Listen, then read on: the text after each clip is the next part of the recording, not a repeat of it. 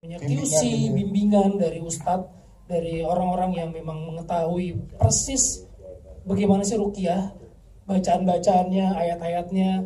Kalaupun ada miss atau dua, ya wajar sih, bukan ustadz beneran. Tapi paling enggak semuanya ini memang kita persiapkan, tidak main-main. Ayat-ayat yang dipakai pun juga ayat-ayat yang dipergunakan untuk ruqyah. Dan semuanya itu, apapun yang akan menjadi istrinya, kalau saya baca skripnya berat sih. Karakternya berat gitu, maksudnya berat banget. Jadi saya senang sekali bisa bermain dengan Aca kembali, bersama Doni, bersama teman-teman yang lain, Mas Septian. Karena buat saya Kodrat 2 ini nggak main-main gitu. Maksudnya Kodrat 2 ini nggak main-main. Kodrat 2 ini bukan hanya butuh kedalaman acting, tapi juga butuh fisik yang luar biasa gitu. Jadi siapapun yang terlibat di film ini ataupun nanti di film selanjutnya, saya rasa itu yang terbaik sih. Yes, itu dia. Tepuk tangan untuk Mas Vino Gilbastian, thank you banget. Nanti kita akan kembali ke saya sama Aca yang paling paling buat saya sesuatu banget gitu kan, sebetulnya suami dan istri ini terpisah gitu ya, terpisah lama, saling nggak tahu keberadaannya, satu menganggap bahwa satunya sudah mati, satunya lagi menganggap bahwa satunya juga sudah mati gitu. Dan ketika dia melihat pertama kali ternyata istrinya masih hidup, nah nanti kita lihat sama-sama Mbak. Nah, oke, di situ dulu. Kalau Mbak Aca, silakan tanpa spoiler ya. Kalau saya paling suka adegan ketika dia menanti Kodrat gitu, di mana dia, karena kan selama mereka berpisah kurang lebih 3 tahun, Aziza tidak tahu ya. Iya, hitungan saya itu Pak, kan udah dikonfirm sama Bapak. Dia tidak tahu di mana Ustadz Kodrat gitu, sampai akhirnya dia mendatangi sel waktu itu, penjara berkali-kali. Dan menurut saya ini sudah ada sih di 9 menit pertama waktu itu diputar di JAF ya. Ya, oke, tapi belum boleh terlalu banyak baca. Ya, menurut saya itu karena yes. Ya perubahan dari ekspresi Aziza ketika dia masih ada harapan, lalu saat dia datang ke sel sampai dia dari mulai dia bawa sesuatu bawa rantang, sampai akhirnya dia nggak bawa apa-apa, sampai akhirnya dia cuma ada di depan selnya aja. Jadi itu menurut saya sangat yes. Iya, sebenarnya masih banyak begitulah pokoknya ya. Tepuk tangan untuk Waja dan juga Mas Bino. Pak Charles saya jawab kayaknya Ibu Linda ya. Nah, silakan. Silakan Ibu Linda dulu, nanti mungkin tambahkan Pak Sunil. Yang sudah pasti Malaysia dengan Brunei akan tayang pada tanggal 17 April. Jadi setelah di Indonesia akan dilanjutkan di Malaysia dengan Brunei, kemudian juga Singapura pada hari yang bersamaan. Menyusul setelah itu kita akan tunggu kabar beritanya, karena dalam perjalanan Kodrat 2 ini memang kami berdua dengan Pak Sunil sedang juga berbicara dengan berbagai pihak, yang tentunya kita menginginkan semakin banyak mereka yang mengenal Ustadz Kodrat, tentunya akan semakin baik untuk perfilman kita maupun untuk film Kodrat 2 sendiri. Ya, terima kasih.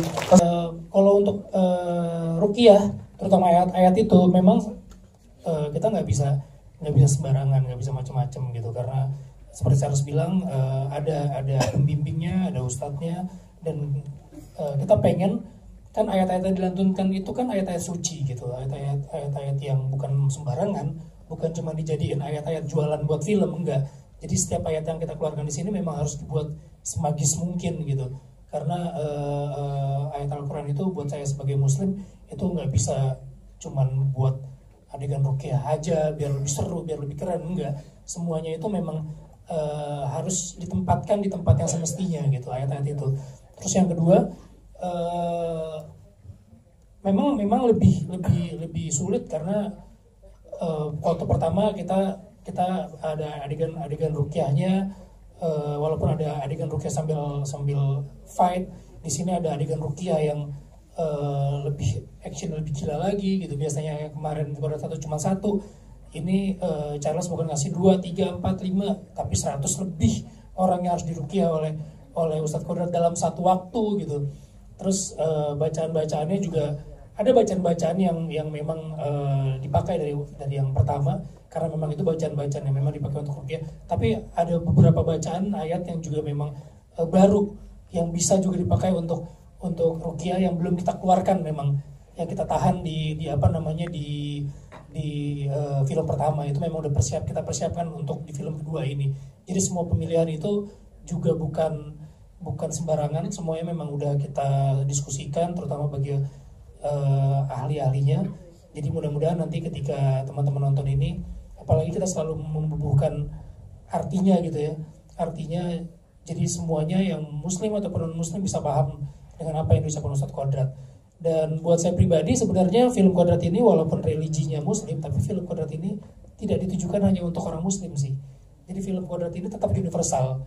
Jadi walaupun momennya lebaran, tapi teman-teman yang non muslim pun sangat bisa untuk nonton film ini gitu. Jadi film ini hiburan untuk kita semua sebenarnya. Siap, terima kasih Mas. Saya justru di Kodrat 2 ini lebih banyak praktikalnya gitu. Jadi hampir berapa persen? 70% ya? 70% jadi praktikal. Jadi waktu saya baca skripnya, wah enak nih ntar CG. Enggak, lo harus ngelakuin sendiri. Jadi banyak semuanya practical scene sih.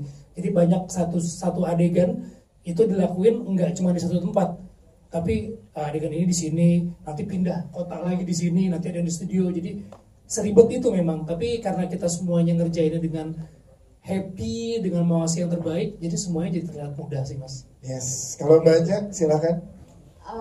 Ya mungkin salah satu yang ada di trailer sih saya dengar yang sama Aswala ya, ketika Aswalanya berdiri dan Aziza ada di bawah situ.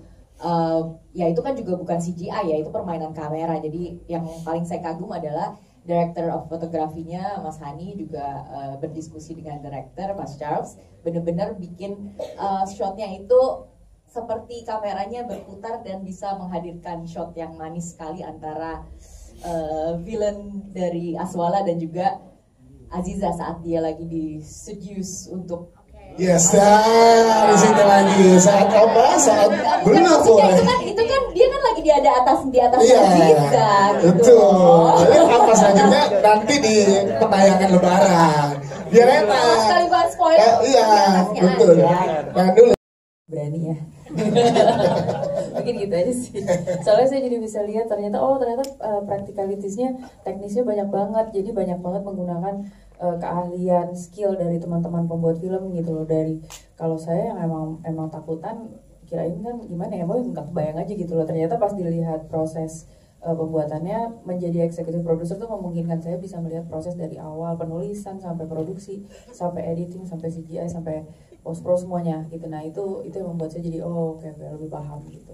Dan senang sekali, seru sekali, dan doakan semoga mudah-mudahan saya punya cukup nyali untuk bisa ikut membintangi film horor. Kodrat 3 kali. Apa Pak? Kodrat 3 kali katanya. Langsung jadi fan teori. Bukan ini nih Mbaknya yang nanya nih. Bagaimana? Setelah ini ramai nih.